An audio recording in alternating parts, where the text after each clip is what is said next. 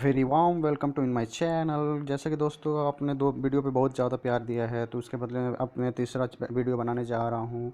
लेकिन मुझे एक आपसे शिकायत है दोस्तों, आप लोग वीडियो तो देख रहे हैं लेकिन चैनल को सब्सक्राइब नहीं कर रहे हैं। प्लीज़ कृपया करके चैनल को सब्सक्राइब करें ताकि मुझे वीडियो बनाने में मोटिवेशन मिलता रहे। तो आज हम लोग इस वीडियो का तीसरा पार्ट करने जा रहे हैं इस सीरीज़ का। जो मैंने दो वीडियो अपलोड कर लिया है तो उसका आज पार्ट थर्ड स्टार्ट करने जा रहे हैं। तो हम लोगों ने 34 सवाल कर लिया था, अब हम लोग 35 से स्टार्ट करेंगे। तो चलिए स्टार्ट करते हैं। तो देखिए सबसे पहला सवाल है क्या हमारा कि in a DC generator the brushes on commutator remain in contact with conductor switch. बोल रहा है कि इसमें बोल रहा है कि जो हमारा कम्यूटेटर में जो ब्रशेस लगा होता है, जैसे देखिए ये हमारा मान लीजिए कम्यूटेटर है, ठीक है। एक्चुअली कम्यूटेटर ऐसे होता है। तो ये हमारा कम्यूटेटर है, यहाँ पे मान लीजिए ब्रश लगा हुआ रहता है कॉन्टैक्ट में।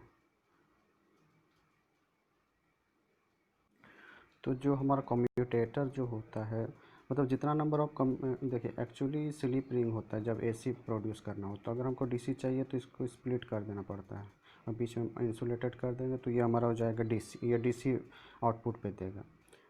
तो यही जो स्लिप रिंग होता है और ब्रश का कॉन्टैक्ट ही कम्यूटेटर सेगमेंट बन जाता है, ठीक ना, मिला के। तो बोल रहा है कि जो हमारा कम्यूटेटर में ब्रश जो लगा होता है, ब्रश किससे कांटेक्ट में रहता है, वायर से, आउटपुट से। और ये जो हमारा स्प्लिट रिंग जो है ये हमारा अंदर अंदर जो कंडक्टर लगा हुआ है, मतलब जनरेटर के अंदर जो कंडक्टर लगा उससे कनेक्ट रहता है। और इससे हम आउटपुट को कनेक्ट करते हैं जहाँ बल्ब जलाना पड़ता है जनरेटर से। तो बोल रहा है कि ये जो हमारा पोल वाला ब्रश वाला सेक्शन है ये किसके अंडर में आता है, किसके रीजन में आता है। तो चलिए इसको जानते हैं। तो जो हमारा जनरेटर होता है उसमें एक नॉर्थ पोल होता है और एक साउथ पोल होता है। सॉरी फॉर डायग्राम, एक समझिएगा आप लोग। तो जो ये डायग्राम बनाया हमने, तो ये नॉर्थ हो गया, मान लीजिए ये साउथ हो गया। तो आर्मेचर रिएक्शन के कारण क्या होता है ना कि हमारा जो मैन फ्लक्स होता है, मैन फ्लक्स जो ये वाला जो फ्लक्स आ रहा होता है नॉर्थ टू साउथ, ये डिस्टर्ब हो जाता है ड्यू टू आर्मेचर रिएक्शन। क्योंकि आर्मेचर में करंट फ्लो होगा तो इसका अपना एक मैग्नेटिक फील्ड होगा, और ये मैग्नेटिक फील्ड मतलब इसमें करंट फ्लो होगा तो एक मैग्नेटिक फील्ड आएगा, और ये मैग्नेटिक फील्ड जो है ना ये एक फ्लक्स प्रोड्यूस करेगा। और ये जो आर्मेचर है ये घूमता है हमारा, तो इसका जो फ्लक्स होगा वो इस फ्लक्स को डिस्टर्ब करेगा, मतलब मैन फ्लक्स को डिस्टर्ब करेगा। तो इस प्रॉब्लम को दूर करने के लिए क्या करते हैं हम लोग, इंटरपोल का यूज करते हैं। तो वही बोल रहा है कि हम लोग जो ब्रश लगाते हैं इस कम्यूटेटर में वो कहाँ पे लगाते हैं और किसके रीजन में रहता है। तो हम लोग का जो ब्रश लगा रहता है वो इंटरपोल के अंडर में रहता है, क्योंकि यहाँ पे एमएनए एग्जिस्ट करता है इंटरपोल में, ठीक है। तो इसका आंसर हो जाएगा 35 का सी। तो 35 का हमारा हो गया 35 का सी। तो चलिए 36 नंबर देखते हैं। In a lap wound DC generator having a number of poles and Z as a number of conductor the maximum number of equaliser ring will be. तो देखिए इसका फॉर्मूला होता है कि इक्वलाइजर रिंग बराबर होता है, इक्वलाइजर रिंग बराबर क्या होता है, नंबर ऑफ कॉयल अपन नंबर ऑफ पोल, ठीक ना, ऐसे कर लीजिए नंबर। तो नंबर ऑफ कॉयल तो हम लोग जानते हैं इतना हो गया, ये फॉर्मूला होता है हमारा। अब नंबर ऑफ कंडक्टर क्या होता है, सॉरी नंबर ऑफ कॉयल क्या होता है। तो एक कॉयल में ये हमारा एक कॉयल होता है, तो एक कॉयल में ना दो कंडक्टर होता है, एक ये कंडक्टर ये दो, एक कंडक्टर दो कंडक्टर। तो हमको दिया गया है, तो हमारा इक्वलाइजर रिंग का फॉर्मूला जो था इक्वलाइजर रिंग, तो नंबर ऑफ कंडक्टर हमको दिया हुआ है। तो हमारा फॉर्मूला में होता है कॉयल, तो एक कॉयल में दो कंडक्टर 2 इंटू जेड, तो ये हो जाएगा नंबर ऑफ कॉयल। और पोल दिया हुआ पी, तो देखिए कौन सा आंसर आ जाएगा हमारा 2 जेड अपॉन पी। तो 36 का आंसर हो जाएगा हमारा सी, 36 का सी। उम्मीद करता हूँ आपको समझ में आ गया होगा, थोड़ा लिखने में प्रॉब्लम हो रहा है, ठीक ना। और अब देखते हैं 37 नंबर क्या बोल रहा है। 37 बोल रहा है कि in brushes of a DC generator are move in order to bring these brushes in magnetical neutral axis will be. यह सवाल पहले भी आ चुका तो हमने वहाँ पे डिस्कस किया है, तो अगर आपको जानना हो तो वो वाला वीडियो देख ले, पहले सेकंड वाला वीडियो में, तो आपको मिल जाएगा। तो इसमें सिंपली सब बोल रहा है कि अगर ब्रशेस का जो जनरेटर का जो एमएनए है वो अगर शिफ्ट हो जाए तो हमको ब्रशेस को उस एमएनए पे लाना पड़ता है, क्योंकि आर्मेचर रिएक्शन के कारण जो होता है ना, ब्रश जो एमएनए होता है वो अपना ओरिजिनल पोजीशन से शिफ्ट हो जाता है। स्टार्टिंग में एमएनए और जीएनए यहीं पे रहता है, लेकिन जब आर्मेचर करंट फ्लो होता है तो एमएनए आर्मेचर जिस साइड में घूम रहा होता है ना, तो उधर शिफ्ट होने लगता है। तो इसलिए हम लोग इंटरपोल का यूज किए इस प्रॉब्लम को दूर करने के लिए कि एमएनए शिफ्ट ना हो, ठीक ना। और उसके बाद इस पर ज़्यादा डिस्कस नहीं करेंगे, पहले कर चुके हैं, तो सिंपली से बता देते हैं कि ये जो शिफ्ट हो जाता है ना, तो इससे क्या हो जाता है, क्रॉस मैग्नेटाइजिंग होता है, और क्रॉस मैग्नेटाइजिंग, और क्या हो जाता है हमें, हमारा डीमैग्नेटाइजिंग हो जाता है। डीसी मशीन में दो ही चीज़ होता है, मैग्नेटाइजिंग नहीं होता है, मैग्नेटाइजिंग का प्रोसेस एसी में होता है सिर्फ। तो इसका आंसर हो जाएगा 37 का हमारा हो जाएगा सी। चलिए 38 नंबर देखते हैं। Armature reaction of A unsaturated DC machine, जो मशीन अनसेचुरेटेड है, मतलब अभी पूरी तरह से सेचुरेशन कंडीशन में नहीं आया है, तो उसमें ओनली सिर्फ क्या होगा, तो इसमें हमारा सिर्फ क्रॉस मैग्नेटाइजिंग होता है, तो 38 का हो जाएगा ए। मतलब अनसेचुरेटेड मतलब जो हमारा कॉपर वाइंडिंग है उसमें, मतलब एक सेचुरेशन का मतलब क्या होता है कि इस पे इसकी कैपेसिटी जितनी है उतना हम इससे करंट फ्लो करवा रहे हैं, तो वो सेचुरेशन कंडीशन है। मतलब लेकिन अगर इससे ज़्यादा हम अगर करंट फ्लो करवाने लगेंगे ना, तो ये अनसेचुरेटेड हो जाएगा, मतलब इसकी कैपेसिटी से वो बाहर हो गया। तो उस टाइम जब ये अनसेचुरेटेड है, मतलब एक अपना कैपेसिटी के अंदर ही है, तो उस टाइम सिर्फ क्रॉस मैग्नेटाइजिंग होगा, ए नहीं। और देखिए क्रॉस मैग्नेटाइजिंग और डीमैग्नेटाइजिंग देख लेते हैं क्या होता है। देखिए मान लीजिए मैन फ्लक्स जो है हमारा, जो हमने इलेक्ट्रोमैग्नेट के द्वारा जनरेटर के अंदर प्रोवाइड करवाया है, जो हम लोग देते हैं बाहर से, तो ये मैन फ्लक्स हो गया। और जैसे ही मैन फ्लक्स, और जब हम मोटर को घुमाते हैं तो आर्मेचर घूमने लगता है। आर्मेचर घूमता है तो आर्मेचर में क्या होता है, करंट, आर्मेचर में ईएमएफ डेवलप हो जाता है। अगर हम लोड लगा दें तो उसमें से करंट फ्लो होने लगता है, तो उस करंट फ्लो होने के कारण एक फ्लक्स जनरेट होता है आर्मेचर में। आर्मेचर पार्ट जो घूमने वाला पार्ट होता है वो आर्मेचर होता है, तो करंट फ्लो होने लगता है। तो उस करंट से जो फ्लक्स आता है वो क्या करता है, इस मैन फ्लक्स को हमारा 90 डिग्री पे अपोज करता है, ठीक ना। तो इसी को हम लोग क्रॉस कहते हैं। और अगर ये मान लीजिए ये मैन फ्लक्स इधर जा रहा है और हमारा जो आर्मेचर में ईएमएफ जनरेट करने के लिए जो करंट फ्लो करवा रहा है, वहाँ से जो फ्लक्स के कारण जो फ्लक्स आ गया हमारा, अगर वो इसके ऑपोजिट डायरेक्शन में आ जाए तो ये क्या करेगा, मान लीजिए ये 5 रुपया इधर जा रहा था तो 5 रुपया इधर भेज दिया हूँ, तो 5 माइनस हो जाता है, तो मतलब डीमैग्नेटाइजिंग कर रहा है, मतलब इसका कैपेसिटी को ये घटा रहा है, मतलब ये इधर जाना चाह रहा है लेकिन इसको इधर खींचा जा रहा है, तो ये एक दूसरे को कैंसिल आउट कर देगा, तो इसी को हम लोग डीमैग्नेटाइजिंग बोल देते हैं। तो 38 का हमारा हो जाएगा ये, तो 38 का है। अब चलिए 39 देखते हैं क्या है। 39 में बोल रहा है कि DC generator are connected to the bus bar और disconnected from them only under the floating condition. तो देखिए फ्लोटिंग कंडीशन का क्या होता है, जब हमारा बस बार का और जनरेटर का वोल्टेज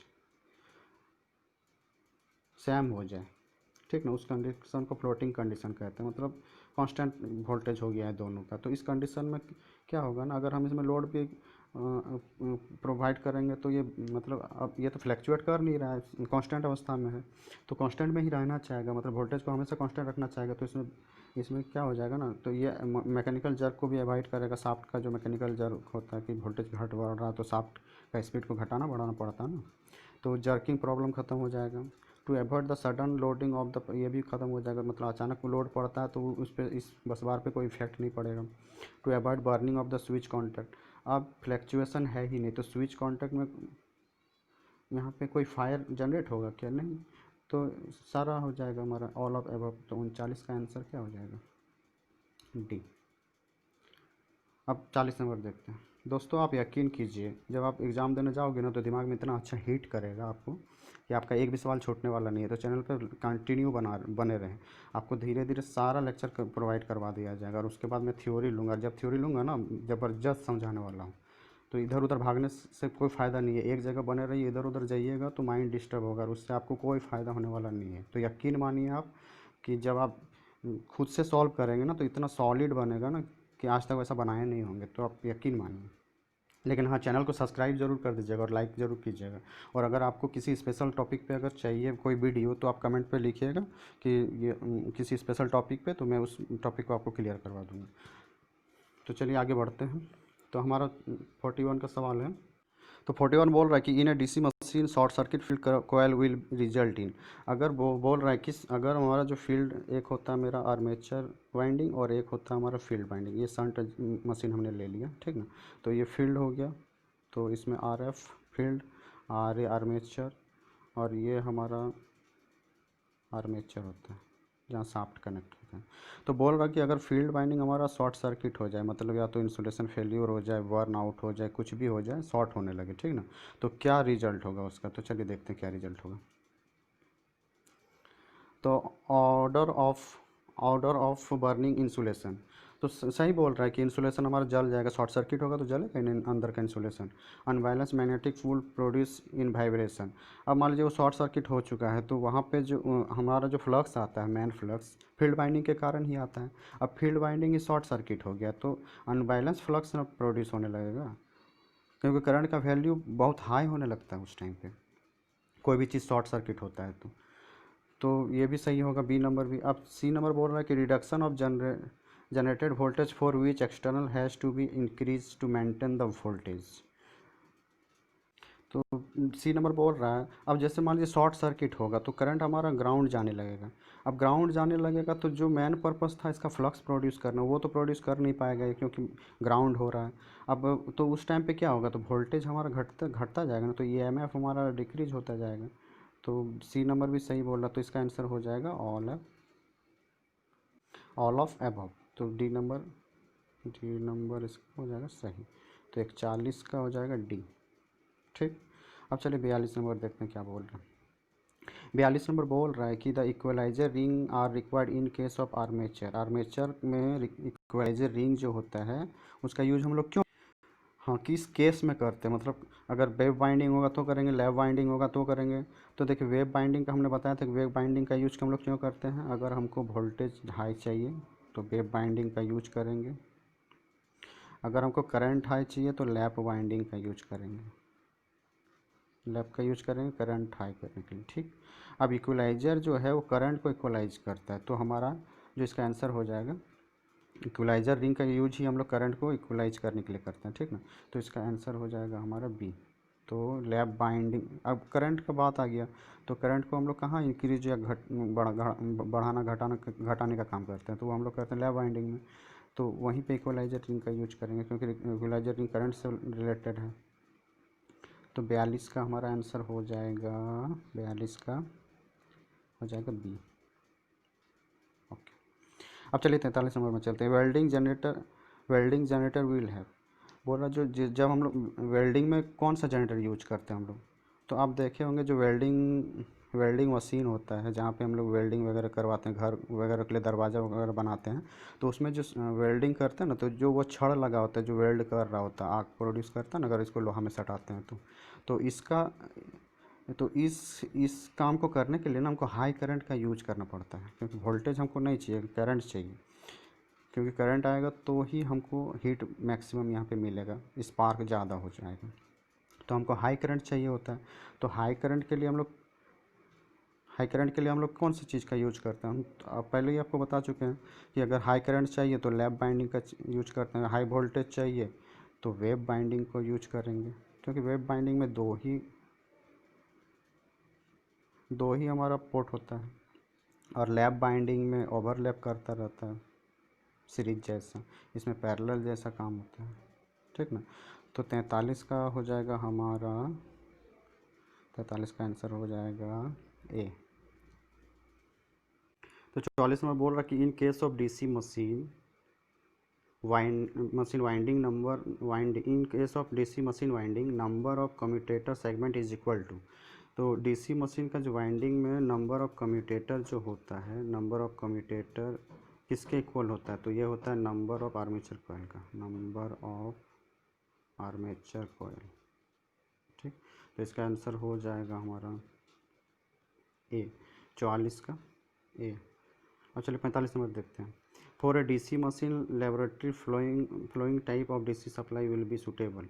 देखिए हमारा जो लैब होता है, लेबोरेटरी जो होता है, वहाँ पे डीसी मशीन का जो यूज करते हैं, तो कौन, तो जो लैब में जो हम लोग डीसी, हमको आउटपुट में डीसी चाहिए, तो हम कौन सा अरेंजमेंट वहाँ पे यूज करेंगे? तो हम लोग जानते हैं कि सबसे सूटेबल होता है हमारा इंडक्शन मशीन, क्योंकि हमारा लैब में तो एसी अवेलेबल होगा जो हमको पावर हाउस से मिल रहा होगा। तो अब ये एसी को हम लोग कनेक्ट कर देंगे इंडक्शन मशीन से, और इंडक्शन मशीन का आउटपुट को हम लोग, ये इंडक्शन मोटर जो होगा ये घुमाएगा हमारा शाफ्ट, डीसी मशीन के शाफ्ट को। अब डीसी मशीन का शाफ्ट घुमाने के लिए हमको इंडक्शन मशीन का ही यूज करना पड़ेगा। तो ये अरेंजमेंट अच्छा रहता है, क्योंकि हमारे पास एसी अवेलेबल होता है, तो झंझट खत्म हो जाता है, और इंडक्शन मोटर हाई टॉर्क भी देता है, तो हमारे लिए सूटेबल भी होता है। तो इसका आंसर हो जाएगा 45 का, हमारा आंसर हो जाएगा 45 नंबर का, induction motor DC generator set, सी।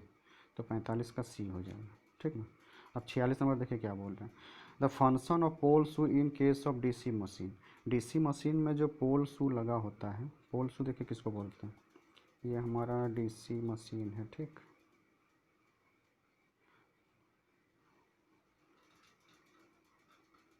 हमको पता है कि आपको फिगर देखने में अच्छा नहीं लग रहा होगा, लेकिन समझाने के लिए मैं आपको बना देता हूँ। ठीक है, तो ये जो, इसी को हम लोग पोल शू बोलते हैं। ये जो ऊपर वाला पार्ट होता है, यहाँ पे नट से कसा हुआ रहता है।